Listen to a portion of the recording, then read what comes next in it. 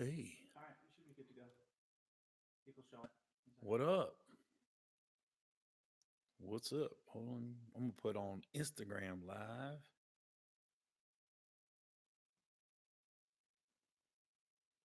Go live. Checking connection. God, the reception is so bad at my house. How you flip it? There it is. What up with you guys? What up with it? I got some people. All right, cool. What's up? All right. Hey, what's up, everybody? This is Gary Owen with the Get Some podcast. You can listen to this on let me put the volume down. You can listen to this on iTunes. Just search Gary Owen, hashtag Get Some, or you can also watch it on YouTube, youtube.com/Gary Owen.com.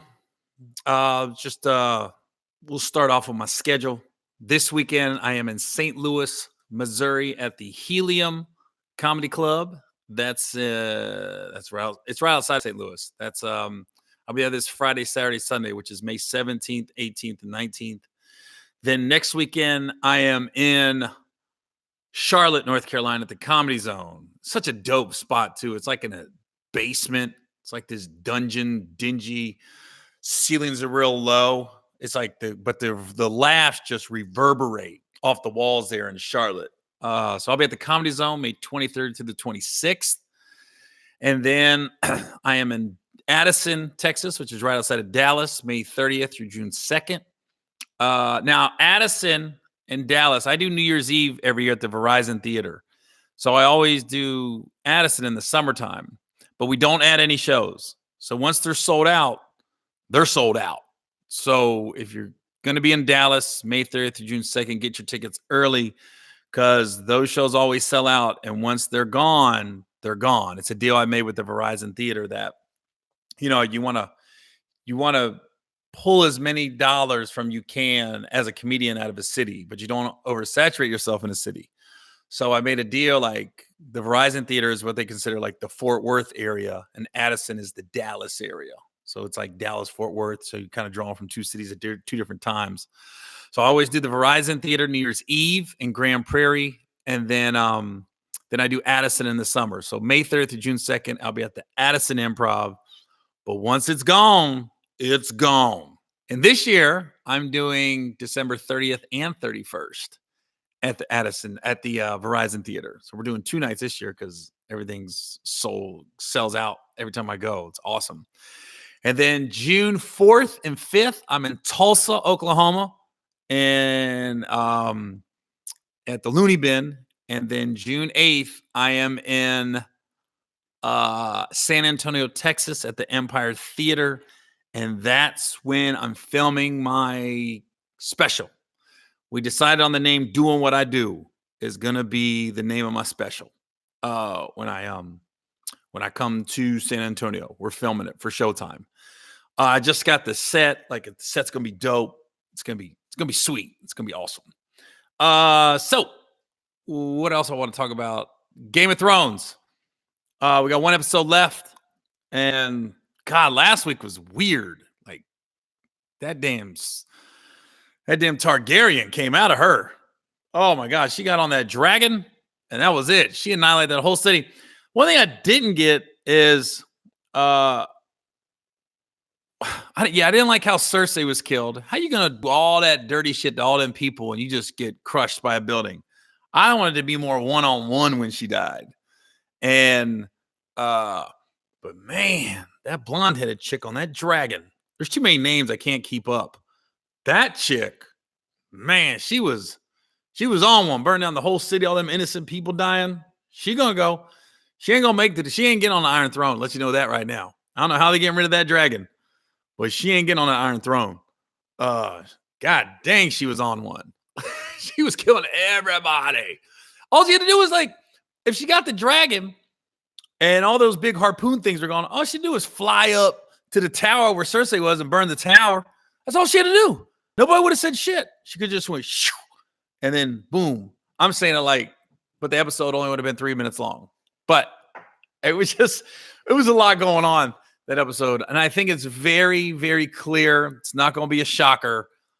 I think Jon Snow is going to be the one that takes over and gets the Iron Throne through all that.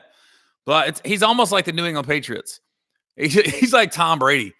All these other people be making moves and doing all this stuff, and we got this Navy, this Army, this person's coming over, this person's doing this. Watch out for this guy. But in the end, like all these moves in the off season with all these trades and draft picks, everybody's still chasing the Patriots, just like in Game of Thrones. All these other different types of people, all these different kings and queens and princes and princesses and badasses. It's gonna be Jon Snow. It's gonna be Jon Snow. For those of you asking, Arya's not taking the throne. I don't think so. She's on one right now. She's done went nuts. That power took her over. Someone said, stop telling the damn Game of Thrones. Hey, it's been 2 days. Okay? If you ain't know by now, it's whatever. Yeah, it's been 2 days. My wife will be back next week. So those of you asking, we're fine. She'll just be back next week. I had a great time in Virginia Beach last weekend. Crowds were amazing. Need to work on the AC on that stage because I was sweating. I always say when I get on stage and I'm sweating a lot, I always say I'm sweating like Samuel L. Jackson in A Time to Kill because he was sweating that whole movie. And I used to be a really bad sweater on stage, but I'm not as bad as I used to be. But I used to be, man, I'd be soaked up there. But for some reason, I don't know. I just got used to it. I used to always wear like wife beaters underneath my t-shirts. That's how bad I was sweating. At least I've gotten to the point where I'm not wearing wife beaters underneath my shirt anymore. I just wear t-shirts now because I used to be so soaked I'd have to wear a wife beater just to soak up the sweat. I think it's because I lost a few pounds, maybe. I don't know. Because I remember I used to eat like prime rib taquitos and Mountain Dew was my pre-show meal. Talk about unhealthy. I was eating fried red meat with dairy, with sour cream and cheese and guacamole. Oh my God. I was so bad. The older you get, the more conscious you are of what you're eating. Oh yeah, there's one other date I forgot. I'm sorry. I'm doing a one-nighter in Pittsburgh. May 21st, I'll be in Pittsburgh at the Foxtail. My boy T-Robe, he's a comedian. He asked me to do it. And since I'm not going to be in Pittsburgh probably within the next 10, 11 months, I was able to pull that together and do that. I don't like to say favors. It's just another comedian. You're kind of, because he is paying me money. I mean, a favor is when you're doing something for free, really. But he just asked me to come on. So I said, all right, not help him out, but, that's what comedians do if you're not losing money and you can do it. So I'll be in Pittsburgh May 21st at a place called the Foxtail. Sounds like a strip club. Hopefully it's not. That would be weird if I get up there and it's all strippers up there. I hope everybody had a great Mother's Day. Mother's Day is not my favorite holiday at all. For those of you who don't know, I don't really have a relationship with my mom. She doesn't talk to me at all. I've kind of been disowned from the family. So Mother's Day isn't. Yeah, other people like, Happy Mother's Day, Happy Mother's Day. I'm always like, kind of sucks. Because even on Sunday night at my show in Virginia Beach, a lot of times during my show, I'll ask, do you guys have any questions? And one lady even said, they go, what'd you do for your mom on Mother's Day? And I was just like, nothing. Nothing. I go, I shot her a text wishing her Happy Mother's Day, but I didn't get nothing in response. And some people asked like, well, maybe your mom changed her number. I was like, nope. I know other people that still know her and her number's the same. And it's just, she's in a weird mental space right now. And I don't know if she can get out of it. I don't know. It's just years of mental abuse from her husband, which is my stepdad, who I've talked about numerous times in my act. Not my real dad, my stepdad. My real dad has come a long way. Like that dude is a solid, productive member of society, funny.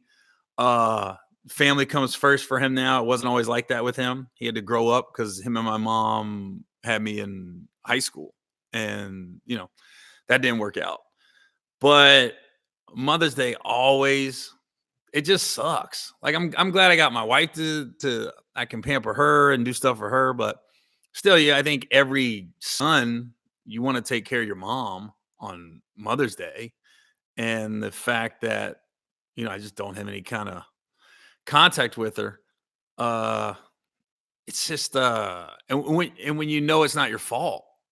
Like there's things I could say are my fault if I have a falling out with people, and hopefully one day you get to the point where whoever you have fallen out with within your family, you guys can come back together and work it out. But it's just with her, it's the last conversation I ever had with my mom was 3.5 years ago. 3.5 years ago, there was I'll give you guys a backstory. I'll give you a backstory. Well, my May's is just a tough month in general. I won't say just Mother's Day. May's tough because my brother passed away May 20th, 2015.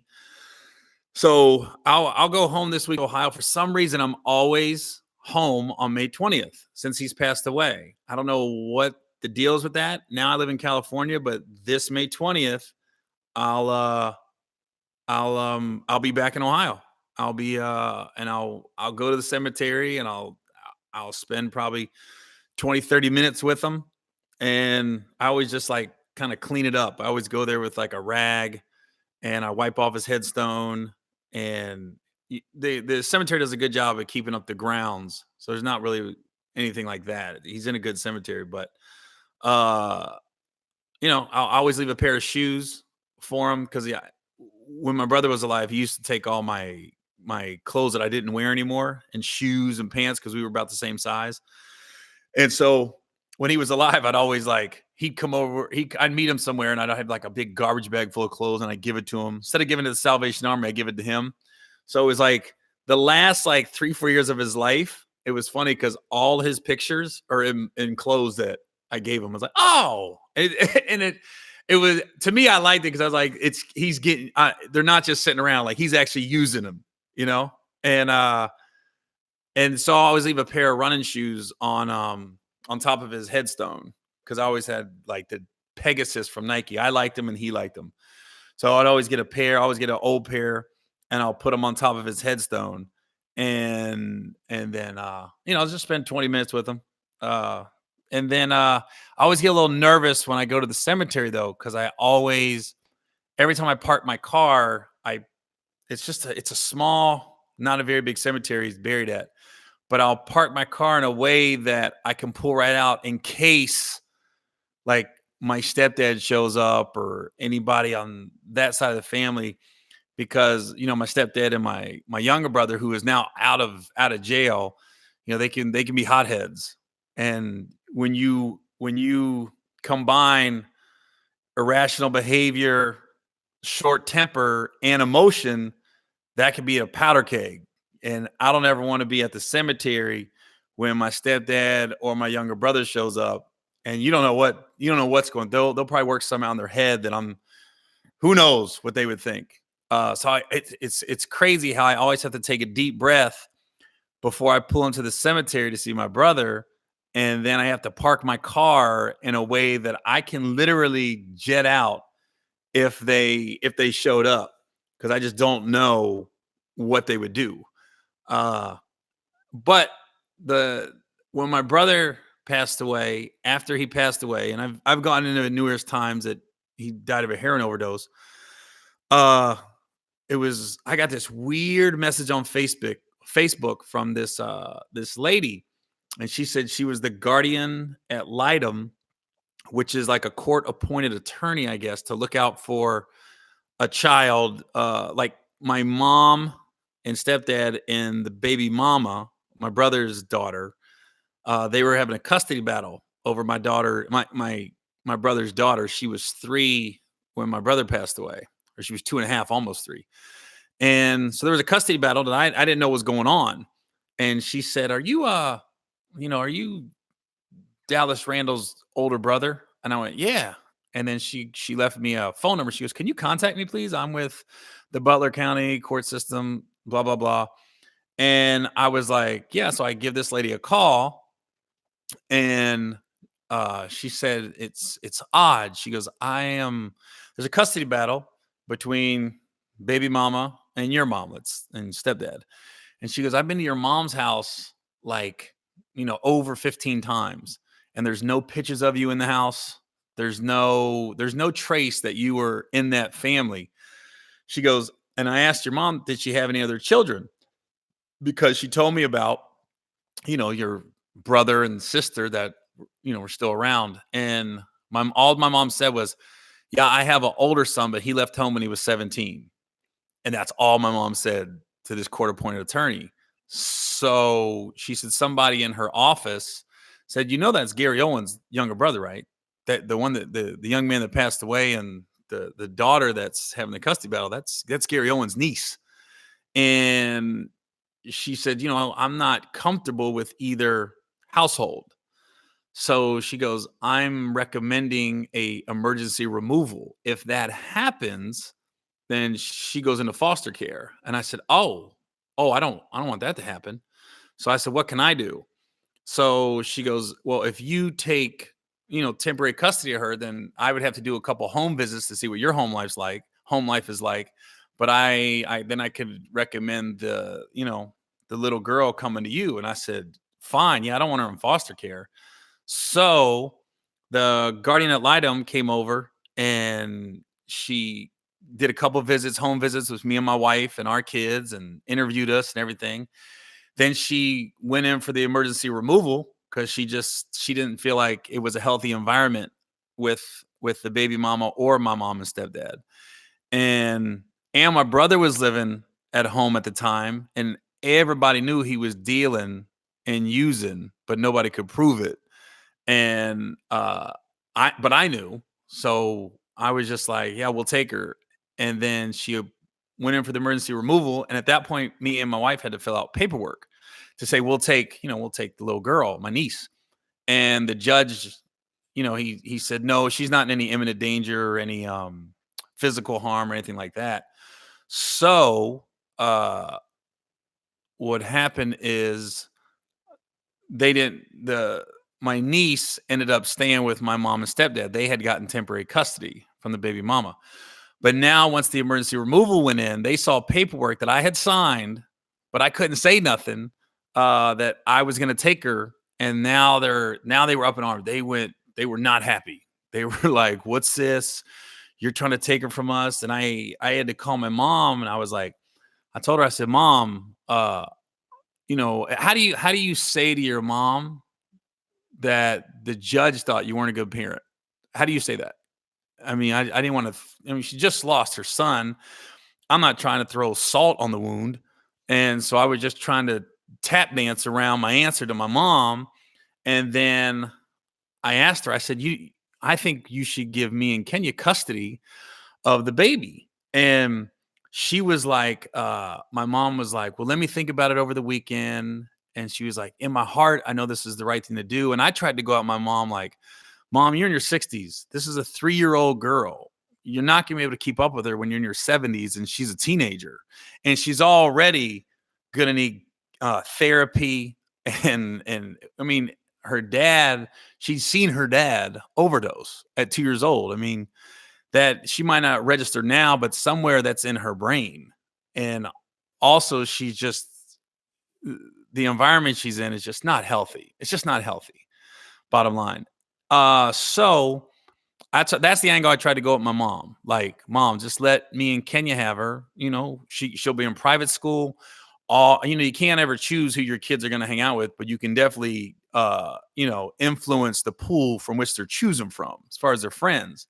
So if me and my wife got her, she was going to be in private school. We'd have made sure she got therapy, and we just sort of made sure she was good, as healthy as she could be. We were going to ensure that.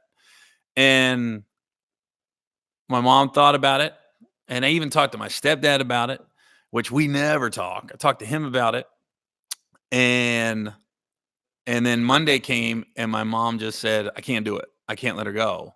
And I told her, I said, Mom, uh, do you think you're emotionally attached to her because of Dallas, my brother to die? You think that when you see my brother's daughter, I mean, she looks a lot like my brother. So I was like, do you think that's it? And she was, no, no, no, no. I don't think that's it. I just know we're not ready to give her up. And I was just like, and then she asked me, she said, are you trying to take her away from us? And I was like, no, I would never do that. And then she said, are you going to change your last name? I was like, why would I do that? I would never try to do that. I was like, this isn't about me. This isn't about you. This isn't about Dallas. This is about her. I was just trying to make sure that this baby was taken care of. And then when they said no, me and my wife thought about it, and we said, we're gonna go after custody of her. And so we sent a text to my mom and stepdad, and we just said, this isn't personal. This isn't about anything but the well-being of my brother's daughter. And when we said we're going to go after custody of her, whoo, when I say the shit hit the fan, my mom just cut me off completely.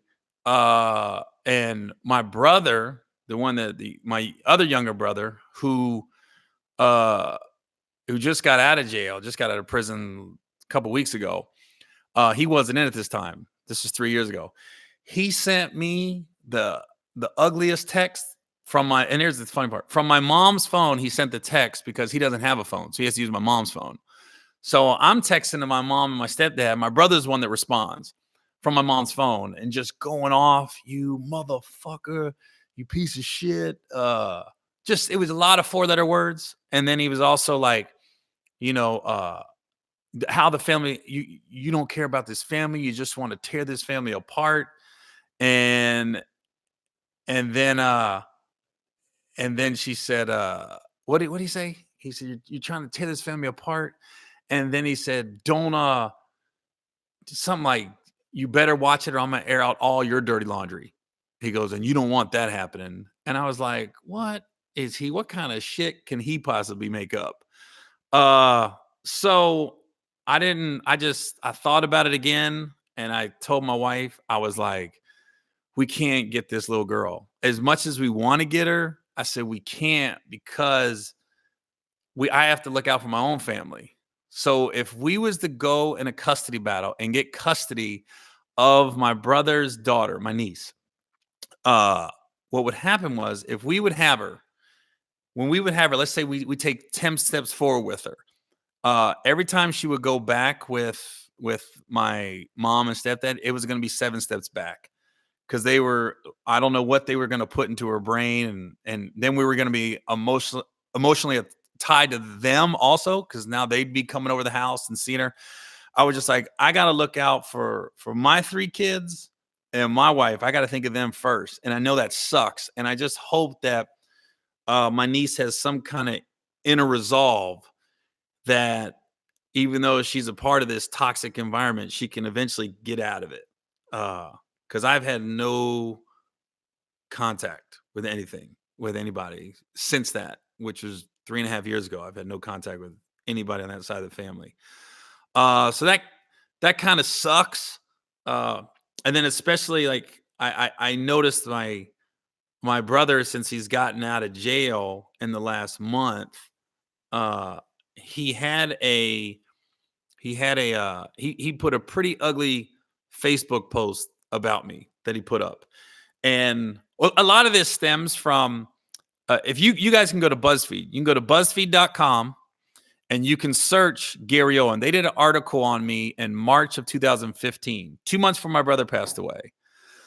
BuzzFeed did this 8-page article on how this white guy became this huge comedian within the Black community. And they was like, how is this white guy selling all these tickets? And it's kind of under the radar that mainstream press, mainstream Hollywood, they're not that familiar with him, but Black people are. And so what happened is in the course of that article, he asked, he interviewed my mom, he interviewed my dad, he interviewed old friends of mine, but my stepdad didn't want to get interviewed, and I don't think it ever got to him. I think my mom shut it down. I don't think my mom was going to allow my stepdad to get interviewed. And he asked me, what do you think of your stepdad? And I said, he's an asshole. And then I said, he's just a jerk, and blah blah blah. And I went in on him for about a paragraph. And keep in mind, the article is 8 pages long. And I talked about my stepdad for a paragraph of 8 pages. And that paragraph was it. Again, my brother that always trying to speak up, the younger one just got out of prison. He sent me a text going off. You should be embarrassed. How dare you talk about the family like that? And then my mom just cut me off. Was not talking to me after the article came out. But my brother Dallas was still talking to me. The one that passed away, this was 2 months before he passed away. He sent me a Facebook message and just said, hey, through all the BS, he was like, don't worry about it. I still love you.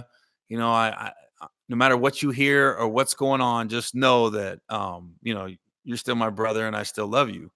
And it's almost like and at that point, I didn't realize that article came out like March, I think 12th or 15th, 2015. My brother overdosed March 20th. So I think in my brother's heart, that was his way of reaching out to me, because when you're an addict like that, and here's the thing, my brother was an addict and he didn't want to be.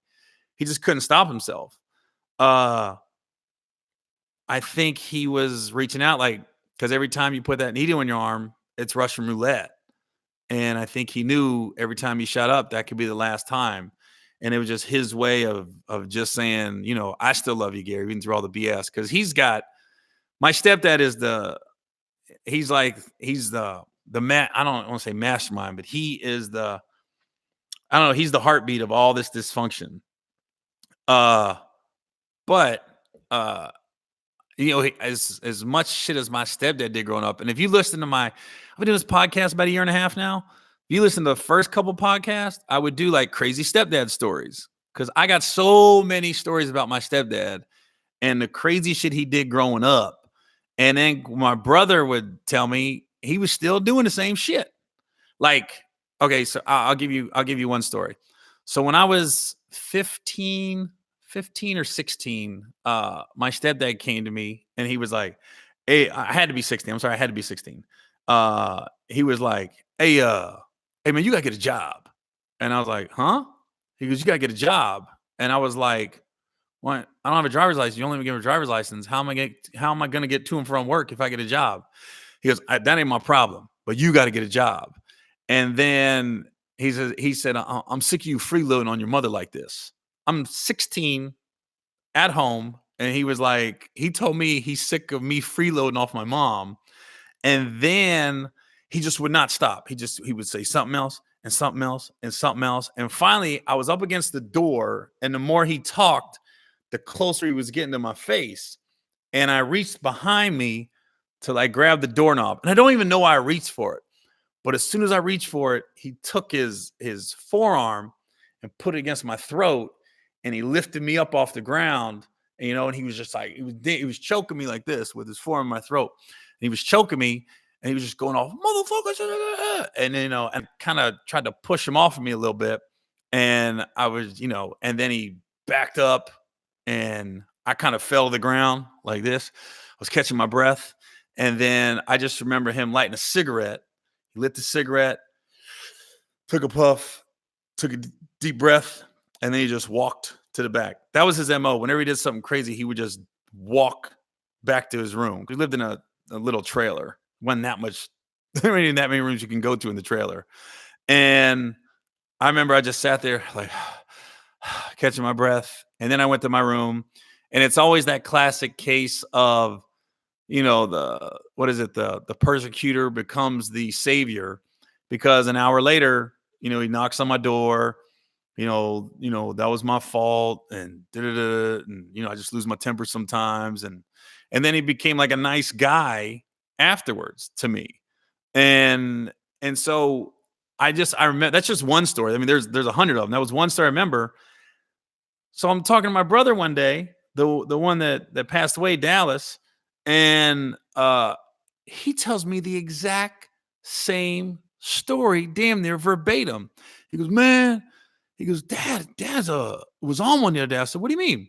He said, now keep in mind, my brother is an adult living at home now. So my brother's, let's say 24, he's probably 25 when this happened to him, my brother. So my brother sitting there, my stepdad says the same thing. He was like, hey man, you gotta get a job. I'm sick of you freeloading off your mom. And my brother said, why don't you get a job? And I was like, ooh, because I never talked back to my stepdad because I knew if I did, you get hit a couple times when you little, you learn how to navigate through life because you're in an abusive household. If I was to ever talk back to my stepdad, I would have got my ass whooped up. And I was just saying, but I was real docile growing up in the trailer. I was real quiet. I didn't say much because I knew what could happen. I knew what was coming my way. So one time my stepdad, my brother's telling me a story. He goes, yeah, he goes, I told him, why don't you get a job? And I guess my stepdad took his forearm. I guess that was his move. Took his forearm, had my brother against the front door, cocked his fist, and my brother said, you hit me. That'll be what do you say? You hit me, that'll be the worst fucking mistake of your life. And my stepdad's hand dropped. He goes, what's that mean? So I asked my brother Dallas, I said, well, what did you mean? He goes, shit, I don't know. I was just trying not to get hit. He said, the only problem is weeks later, my stepdad's still sitting going, hey man, what do you mean by that? What do you mean by that be the worst mistake? He would not stop bringing it up. And every time I see Dallas, I'm like, what do you mean by that? He was like, I don't know.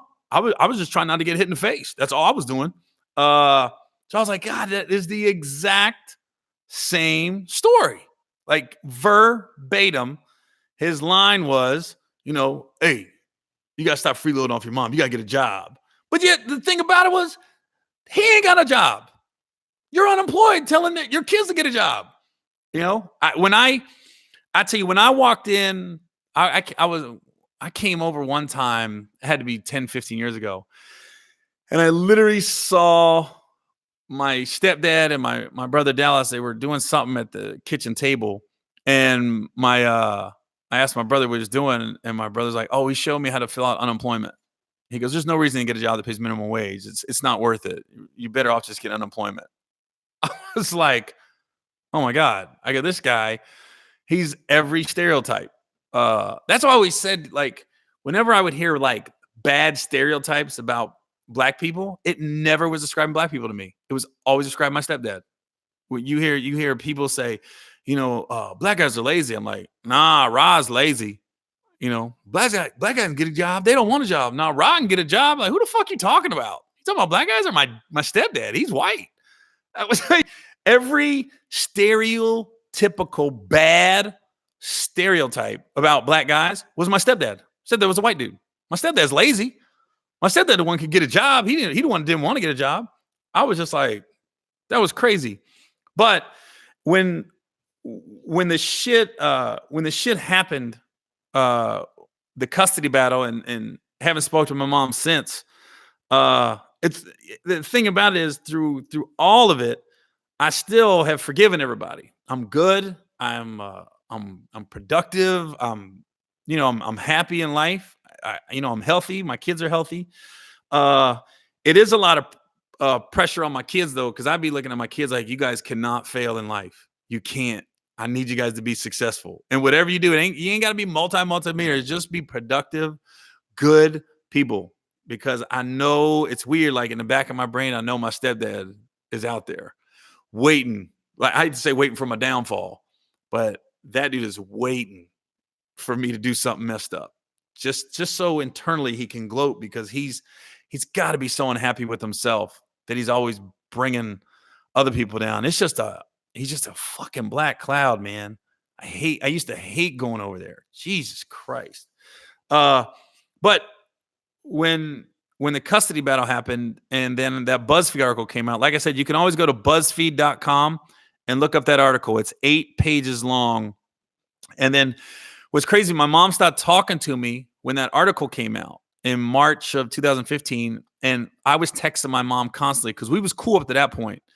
I was always texting like, Mom, call me, cuss me out, whatever you got to do. I won't say anything. Just get off your chest so we can move on. I understand you're not happy with that article, And my mom had said, and the last text I sent to my mom before my brother passed away is, "Hey mom, I heard that Dallas overdosed again. Can you please call me?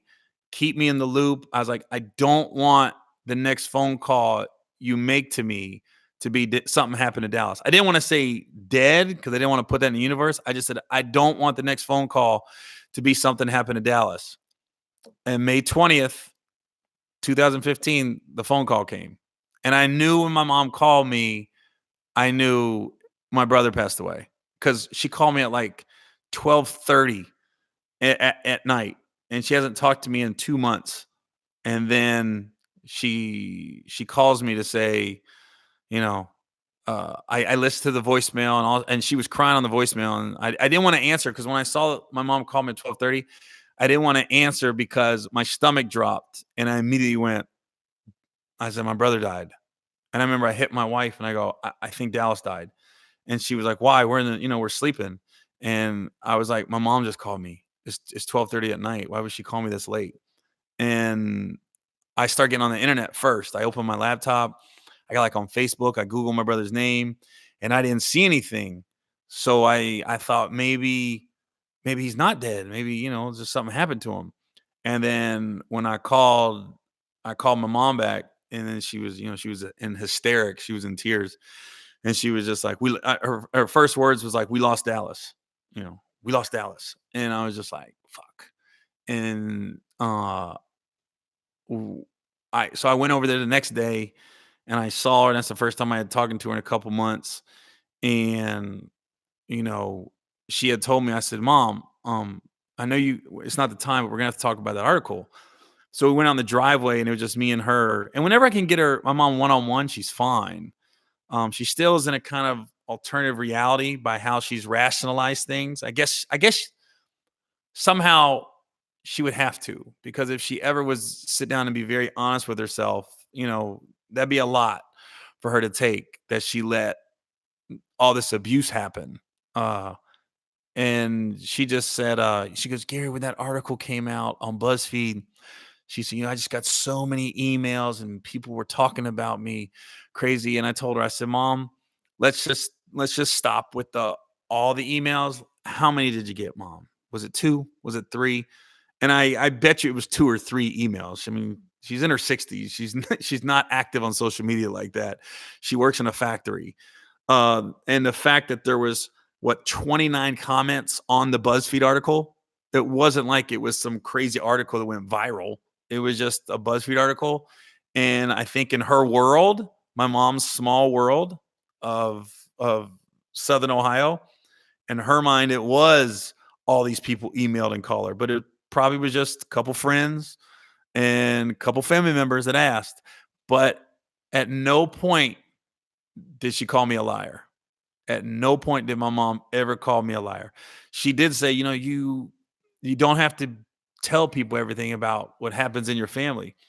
And then I said, "But mom," I was like, just tell me if I'm lying. I said, did he not smack me Christmas morning for not waking him up?" I said, "Did he not choke me against the door? Did he not?" I named off like 3 things that he did. And she goes, I said, am I making that up or what?" And then she was just like, she said, uh, she just said, "Well, people can change, right? People can change." And I was just like, I said, "Yeah, people can change, but they have to admit they did something wrong. And then they got to work on that change. You can't, nobody's perfect. But what you hope is, you can learn from your mistakes and get better." Uh, it's almost like my wife said, when you tell people about your childhood, and a lot of people be like, "Well, that doesn't sound rough. I've had it rougher." It's funny that those people that always say I had it rougher as a childhood, they don't even realize that they're not living a healthy life right now. Like my wife said it to me. Like my wife's the only child. She always had big birthdays growing up, always. And so my kids are coming up. My kids are 2, 3, and she wants to do these big extravagant birthdays for our kids. And I was looking at her and I was like, I remember one time I said, why are we doing this? Like, I think our son was 3. I said, Austin's 3. Why are we having this big party? I ain't gonna remember it. I said, I never had big birthdays growing up. She goes, and look how you are with your family. I was like, big birthdays. We rented out motherfucking Chuck E. Cheese like that. All the rats. I was like, so even in my mind, I'm sitting there going, I never did that growing up. And she was like, and look how you are. I was like, man, there you go. That was like the light bulb went off, you know? And I almost, when I first started dating my wife, Kenya, I moved in with her and I almost left her within a month of living with her because she had her son, Emilio, our oldest. And I remember I didn't go to a T-ball game of his because Duke was playing Connecticut in the national title game, whatever year that was, 99, 2000. And I didn't go to his game because I wanted to watch the basketball game. And she came home that after the game and she goes, you know, you messed up, right? And I was like, what do you mean?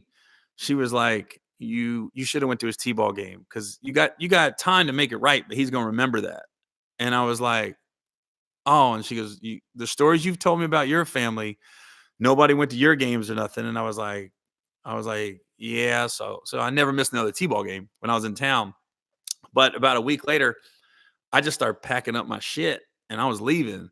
And my wife was like, what are you doing? I said, I'm leaving. This ain't working out. And she was like, what do you mean? You just like, you just moved in like 2 weeks ago. And I was like, yeah, it's just not working out. And I was giving her a lot of bullshit excuses. And she just stopped me from packing. It was like a movie. It was like a movie. She stopped me from packing and she goes, you got to tell me what is going on with you right now.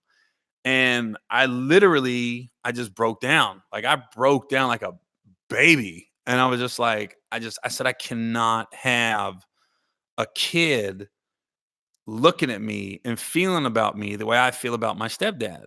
I said, I don't want that. I don't want to put no kid through that. What I was worried about, I was scared I was going to become my stepdad. And I felt like it was happening because I didn't go to his T-ball game. I felt like that kid was going to be my stepson. And then I was going to repeat the cycle. I was going to be that evil stepdad.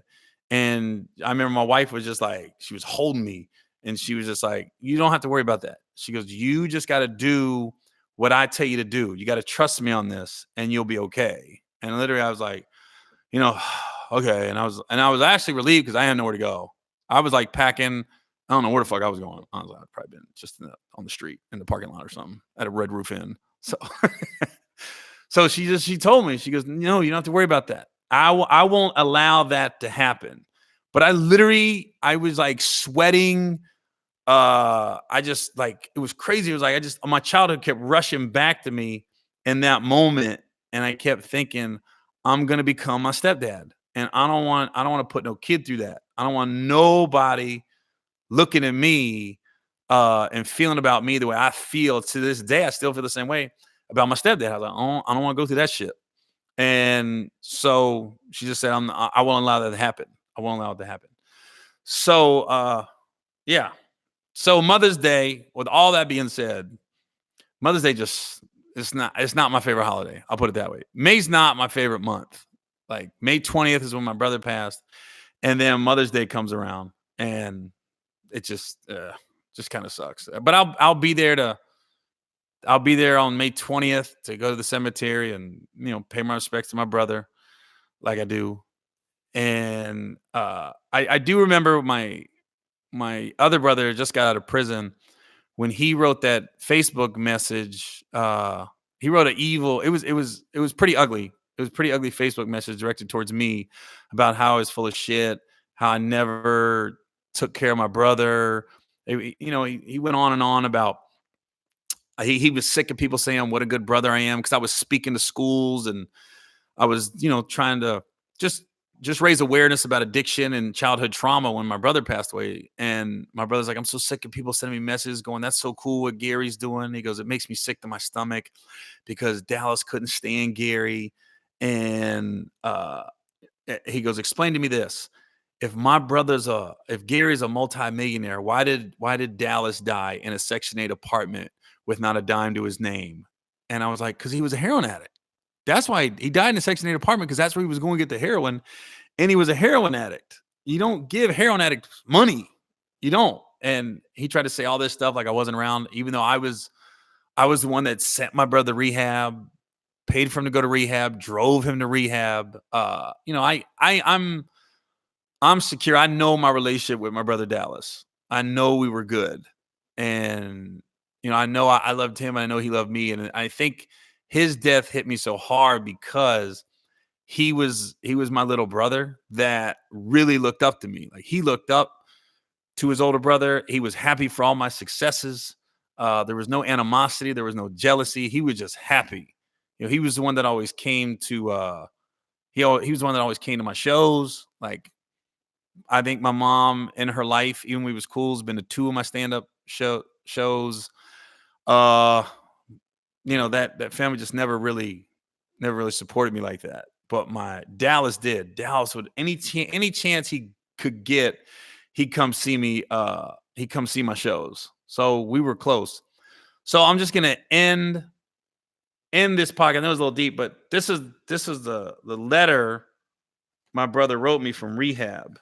I've never shared it before, but so he called me January 2014, and he told me that's when he had a needle in his arm, and he was about to shoot up. And he said, I didn't know my brother was on heroin. I didn't know. And he just called me, and he was just like, he was crying, and he was like, Gary, I don't think I can make it. He goes, I don't want to die. I got a daughter. And I'm like, what are you talking about? And then he was just like, all of a sudden the phone dropped, and his girlfriend picked it up, which is the baby mama that had the custody battle. She's like, he just shot up. And I go, huh? And I could hear my brother moaning in the background. And it's just a noise I'll never forget of him. That it was just a noise. It was a god awful noise.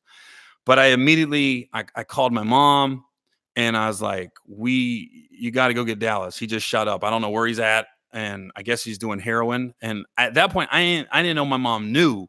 My mom knew already, and I didn't know she knew. And we got him into, anyways, long story longer. My mom went and picked him up. I met her at her job in Cincinnati.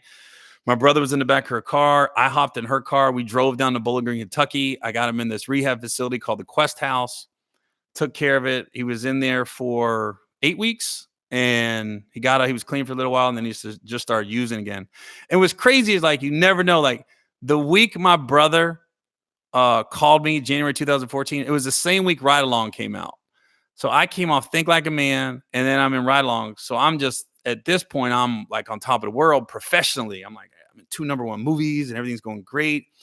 And a lot of people don't even realize, in the course of Ride Along being out, I'm driving my brother down to rehab in the middle of Kentucky, trying to get him better. But this is the letter he wrote me from rehab. This is the one letter he wrote when he was in rehab. He said, Gary, what's up, bro? Hope all is well. I'll just make this short. I want to thank you for being there for me. This is going to be tough to get through. Whew. Jesus Christ. Ugh, sucks. Ugh, I know it's going to hit like this.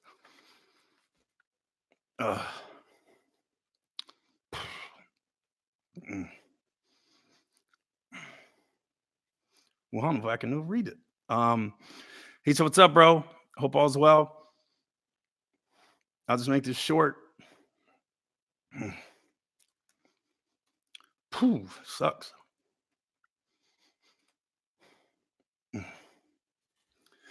Oh, I got my shit together. So I want to thank you for being there for me when I needed you. You didn't put me down or turn your back on me. Oh, shit.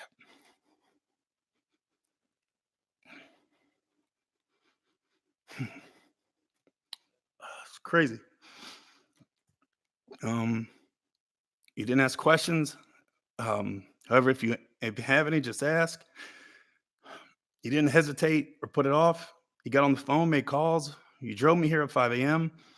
I'm not sure if you understood the seriousness of it, but I truly feel you have saved my life. I couldn't ask for a better, more supportive big brother, and I'll be here forever grateful for helping me get my life back. For me, our family, and my daughter, because I was lost, man. Shit, I was dead and didn't even know it. Because I'm ready to be happy again. Oh, by the way, I talked to everyone in here to go see Ride Along. It was our first movie night. He goes, LOL, crazy Cody, huh? He goes, ah, good shit, man. You looked huge in that movie. I need to start training with you. I'm trying to get swole too. LOL. I've gained damn near 15 pounds since I've been in here.